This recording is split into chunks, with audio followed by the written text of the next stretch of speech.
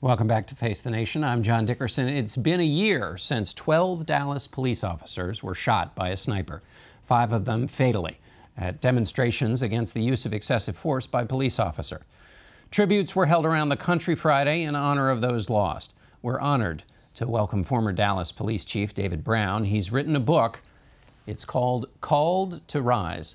Welcome, Chief. I want to start with a year ago what you said after the shooting, which was you said that society's asking the police to do too much. Is that still true? It's still true. You know, when a third of our prison population suffer from mental health issues, and basically the prisons aren't meant to be mental health providers, and that translates to cops having to deal with people who are mentally ill, who we don't have the training for that, and we just kind of by default take on that task.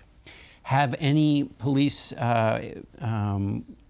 answered this call that you put out a year ago, or legislators? I mean, have they heard you? Are there places where police departments are getting the load lifted off them because people recognize the point that you've made? John, it seems that every time we see some progress, take a step, there's 2 steps we take back with another viral video or a court proceeding that didn't end in the way I think the public expected.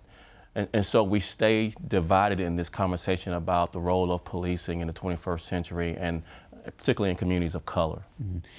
Your book is such an insight into what life as a police officer is like, and I want to get to that in a minute. But since you raised the viral videos and the news events, and what do you say to those in the communities like the one you grew up in, right, where people see these court rulings and they say, you know, the policeman seems to get off free from one of these incendiary events? What's your response to that?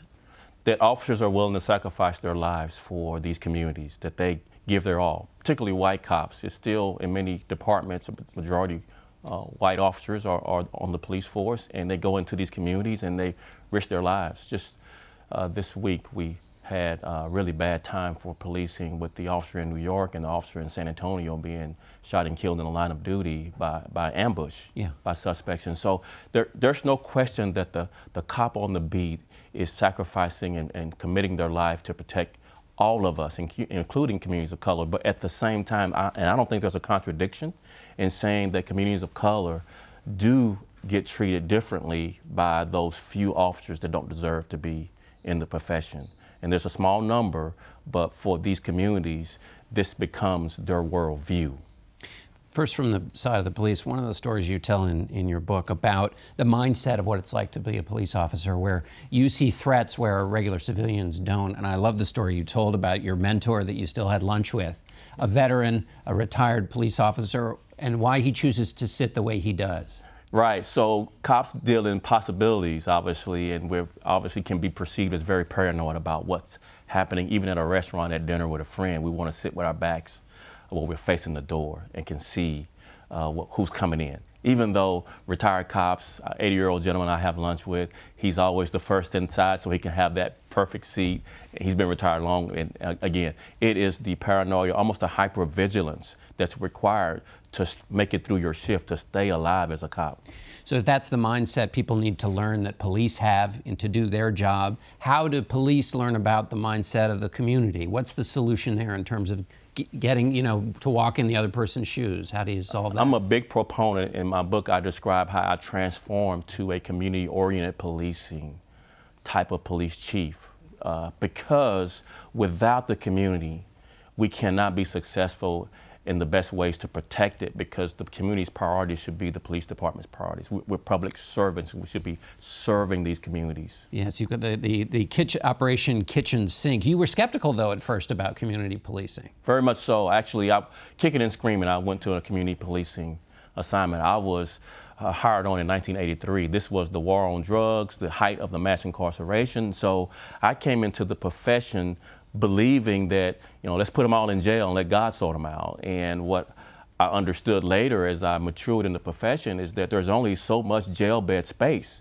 and that mass incarceration is not, first, affordable, nor is it smart, because you have to make a distinction between people who are mentally ill, drug addicted, so that we can have space in jail for people who are truly violent and would hurt all of us and need to be in jail. But if you mix them all in the same bag, you don't have enough jail-based space. It's not practical to do that. And the only way to really figure that all out is if you're there day to day, having these kind of relationships where you see people where they live before there's a crisis. Right. I try to say things to cops and to citizens like this. Policing is the people business. It's not the enforcement business. And if you take away people from this formula, you lose the very nature of what policing is supposed to be about. We're supposed to be protecting people. The number of shootings of police officers is up. What's your sense of what's happening right now in the relationship? You write also in your book about how both after Columbine and your own experience, I think it was Arizona Street, yes, where the firepower you were facing was of a different kind. I think we've taken 2 steps back when it comes to the safety of our police officers. They don't feel supported. And I'm also encouraged, though, that there are numbers of citizens who openly express that they support police officers. And that's not giving the cops who don't deserve to be in the job a pass. We still need to be held accountable, but the vast majority of cops do the job the right way, and they deserve our support.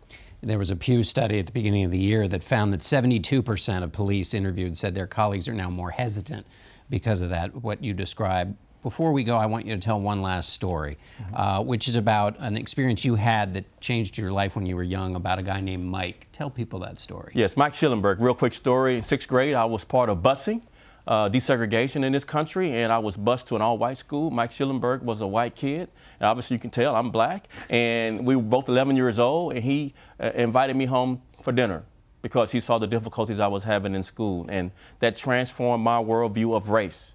Because Mike's mom brought out 2 pot pies and we sat and had dinner and we became best friends. We're friends today. And God knows what I would be thinking about people if Mike hadn't invited me home for dinner. So again, my takeaway is see you at dinner. Let's not be so divided. All right, Chief Brown, thank you so much for being with us. Thanks, John.